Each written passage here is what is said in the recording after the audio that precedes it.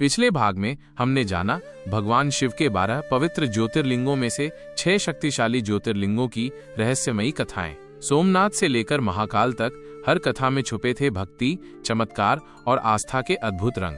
और आज हम जानेंगे बाकी के 6 ज्योतिर्लिंगों की वो प्रेरणादायक कहानियां, जिनमें छुपा है सदियों से भक्तों की आस्था, तप और शिव की कृपा का अमूल्य प्रमाण। तो अगर आपने अभी तक पार्ट 1 नहीं देखा तो उसे जरूर देखें, और अगर आप इस चैनल पर नए हैं तो सब्सक्राइब जरूर करें ताकि आप हर अगली दिव्य कथा को मिस न करें। वीडियो अच्छा लगे तो लाइक करें और कमेंट में लिखें ओम नमः शिवाय। चलिए आरंभ करते हैं भगवान शिव की महिमा से भरे शेष 6 ज्योतिर्लिंगों का रहस्यमय सफर।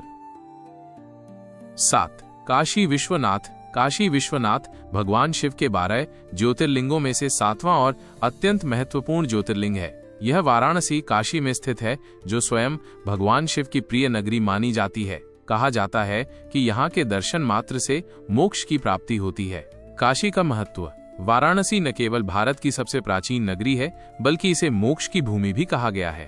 प्रलय काल में भी इस नगरी का विनाश नहीं होता, क्योंकि भगवान शिव इसे अपने त्रिशूल पर धारण कर लेते हैं। माना जाता है कि मृत्यु के समय स्वयं भगवान शिव मरणासन्न व्यक्ति के कानों में तारक मंत्र सुनाते हैं, जिससे उसके सारे पाप नष्ट हो जाते हैं। शिव पार्वती की आगमन कथा। पौराणिक कथा के अनुसार विवाह के बाद माता पार्वती ने कैलाश को अपने पिता का घर कहा और शिव से अनुरोध किया कि वे उन्हें कहीं और निवास दिलाएं। भगवान शिव उन्हें लेकर काशी नगरी आए और यहाँ विश्वनाथ ज्योतिर्लिंग के रूप में स्थापित हो गए।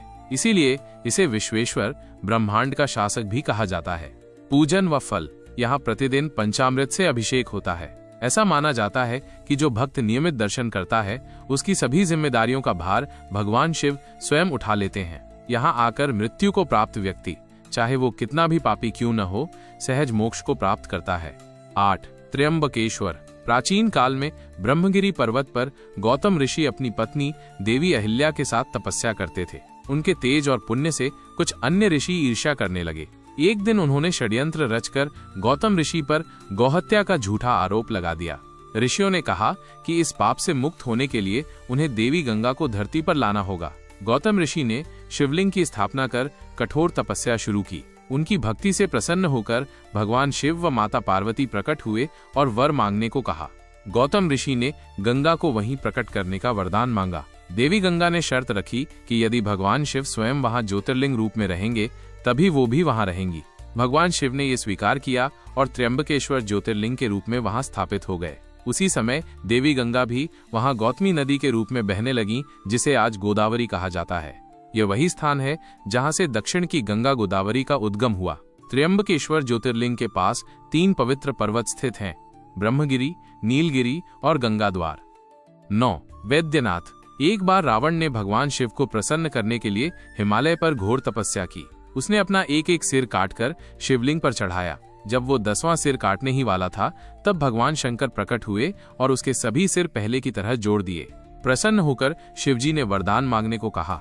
रावण ने शिवलिंग को लंका ले जाने की अनुमति मांगी। शिवजी ने कहा, अगर तुमने इसे रास्ते में कहीं भी रखा तो ये वहीं स्थिर हो जाएगा।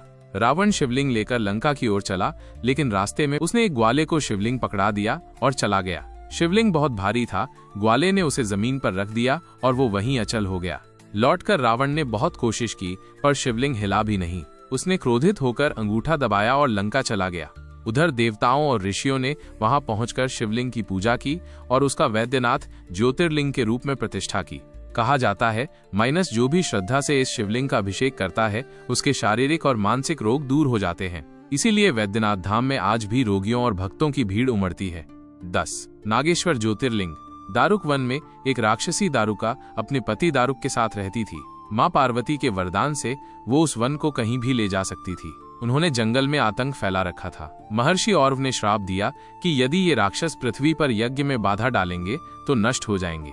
देवताओं ने राक्षसों पर आक्रमण किया तो राक्षस डरकर जंगल को समुद्र के बीच ले गए। वहीं एक दिन उन्होंने कई मनुष्यों को बंदी बना लिया। उन बंदियों में एक शिव भक्त सुप्रिय भी था, जो शिव की पूजा किए बिना भोजन नहीं करता था।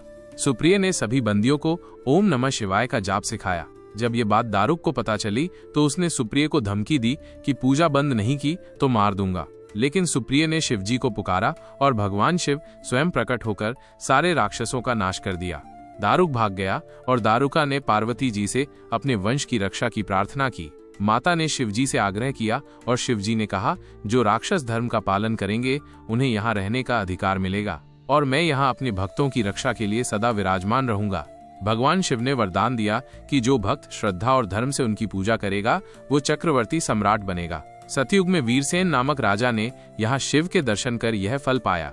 इस प्रकार भगवान शिव नागेश्वर ज्योतिर्लिंग के रूप में यहाँ सदा विराजमान हो गए। 11 रामेश्वर ज्योतिर्लिंग। रामेश्वरम तमिलनाडु में स्थित है और 4 धामों में से एक है। यहाँ उत्तराखंड से लाया गया गंगा जल चढ़ाया जाता है। ये ज्योतिर्लिंग श्री राम द्वारा स्वयं स्थापित किया गया था, इसलिए इसे रामलिंगेश्वर भी कहा जाता है। जब रावण सीता जी का हरण कर लंका ले गया, तब भगवान राम अपनी वानर सेना के साथ सीता की खोज में समुद्र तट पर पहुंचे। वहीं उन्होंने लंका को समुद्र के पार देखा, लेकिन उसे पार करना कठिन था। इसी चिंता में एक दिन श्री राम शिव जी की पूजा करना भूल गए। जैसे ही उन्होंने जल ग्रहण करना चाहा, उन्हें ध्यान आया कि आज पूजा नहीं हुई। तब वहीं उन्होंने पार्थिव शिवलिंग बनाकर श्रद्धा से शिवजी की आराधना की। भगवान राम ने प्रार्थना की, हे प्रभु मेरी सहायता करें, रावण भी आपका भक्त है और आपके वरदान से शक्तिशाली है, लंका जाने का मार्ग बताइए। भगवान शिव तुरंत प्रकट हुए और प्रसन्न होकर बोले, राम तुम मेरे परम भक्त हो, तुम्हारी विजय निश्चित है।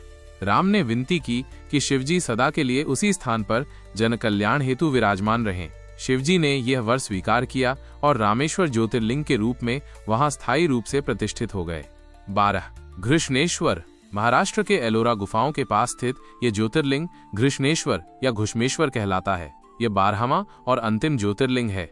यहाँ एक शिव भक्त ब्राह्मण सुधर्मा अपनी पत्नी सुदेहा के साथ रहता था। उनके कोई संतान नहीं थी, इसलिए सुदेहा ने अपने पति का विवाह अपनी बहन घुष्मा से करवा दिया।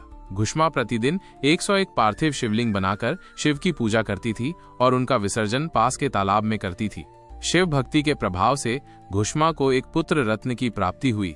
ये देखकर सुदेहा के मन में ईर्ष्या भर गई। एक रात उसने घुष्मा के पुत्र की हत्या कर उसके अंगों को उसी तालाब में फेंक दिया।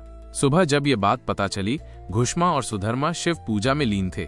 घुष्मा ने शांति से शिवलिंग का विसर्जन किया और तब देखा कि उसका पुत्र तालाब के पास जीवित खड़ा है। उसी क्षण भगवान शिव प्रकट हुए और उन्होंने सुदेहा के पाप का खुलासा किया। वे उसे दंड देना चाहते थे, लेकिन घुष्मा ने क्षमा की याचना की। शिवजी उसकी भक्ति से अत्यंत प्रसन्न हुए और बोले, वर मांगो। घुष्मा ने विनती की, हे प्रभु यहाँ सदा भक्तों के कल्याण हेतु विराजमान रहिए और इस स्थान का नाम मेरे नाम से घुष्मेश्वर हो। तब से भगवान शिव यहाँ घृष्णेश्वर ज्योतिर्लिंग के रूप में विराजमान है। 12 स्थान, 12 प्रकाश स्तंभ। हर ज्योतिर्लिंग शिव का एक अलग रूप, अलग गाथा, पर एक ही संदेश। जब भक्ति सच्ची हो, तप में श्रद्धा हो और आत्मा में प्रेम हो, तो शिव स्वयं दर्शन देते हैं। अगर आपको ये दिव्य कथाएं पसंद आईं तो वीडियो को लाइक करें, हमारे चैनल को सब्सक्राइब करना न भूलें और कमेंट में हर हर महादेव लिखकर अपनी आस्था व्यक्त करें।